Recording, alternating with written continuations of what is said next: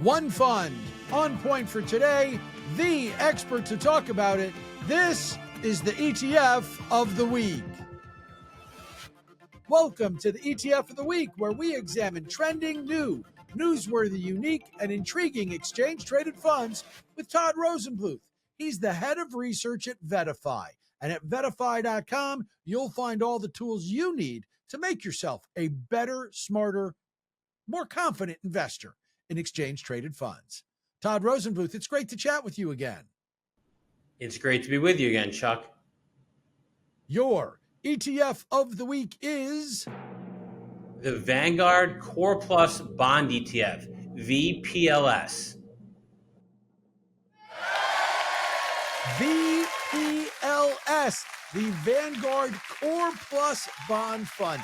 And you know, there's that list, new, newsworthy, unique, intriguing. Well, you wouldn't think of a Vanguard Core Bond Fund as being most of those things, but this is a relatively new fund. This fund only started at the end of 2023, and it's Vanguard's entry into active management on a core bond fund. So why this fund now? How much of it is just because it's Vanguard and it's new? How much of this is market conditions and the rest? So market conditions and the rest is a key reason why we're focusing on this ETF from Vanguard. Vanguard has a long history of active management within the fixed income space. They just have had it in the mutual fund wrapper. This is one of those ETFs. They launched two of them that came to market, as you mentioned, in December. But as you know, and the audience knows, we're now in a new environment for fixed income investing. The Fed cut interest rates by 50 basis points. They're likely to be cutting again and perhaps again heading into 2025. We think the experts at Vanguard can be a great firm to work with. And this fund is doing exactly what we would like to see out of the gate. It's outperforming an index-based approach, taking a similar strategy. As for this fund right now, most investors have some measure of bond fund if they've gotten old enough and have started investing in bonds. And this is a basic core fund. So if someone has an actively managed core bond fund, do you bother with this one? Or this is what you're adding if you have a core bond fund, but you've been using an index fund? So the key word in the name, well, there's a couple of key words in the name of the fund I want to draw attention to.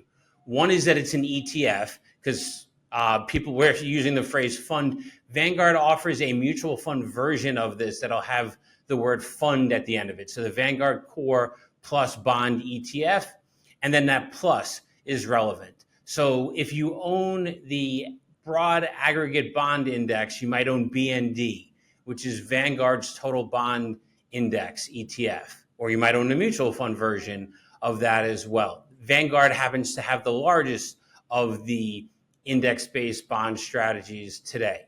This ETF, VPLS, takes on additional credit risk. It can go into the non-investment grade world, and in fact has moderate exposure into BB and other non-investment grade bonds. You also get the benefits of active management, trying to find the highest quality companies for the best risk reward opportunities. So we think if you own BND, this can be a complement to it, but also this could be a great strategy to be I don't want to use the word core, but the main part of your fixed income portfolio.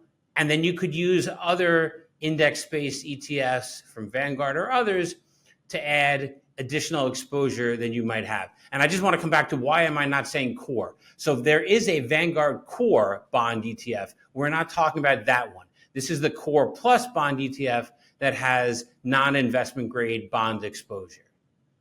Yeah, the difference is important because the non-investment grade is going to distinctly make a difference in performance. That said, we know that when that bond funds tend to have rocky patches as they get through the interest rate cutting cycle. And this rate cutting cycle is going to be a fairly long one. I don't talk to too many people who think the Fed's going to be, 2 or 3 and done. They think we've got cuts coming almost at every meeting next year, at least as they're doing their outlook. So help people understand what your expectations would be for bond funds generally in a rate cutting environment.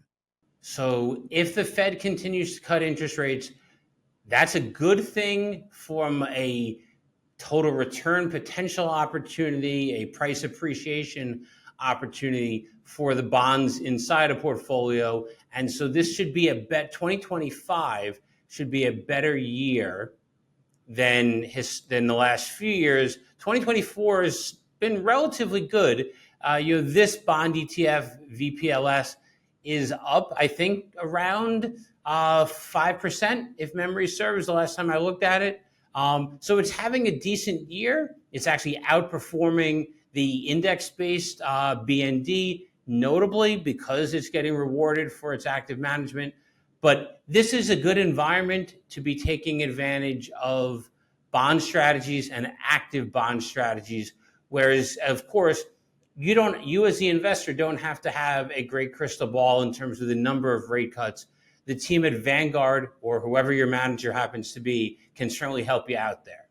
This is a new fund, but it's Vanguard. Do you have a threshold when it comes to new funds?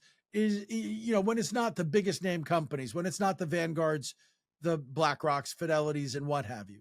If somebody else came out and said, hey, it's my new core bond plus strategy, would you want to give them time or make sure that they got to critical mass?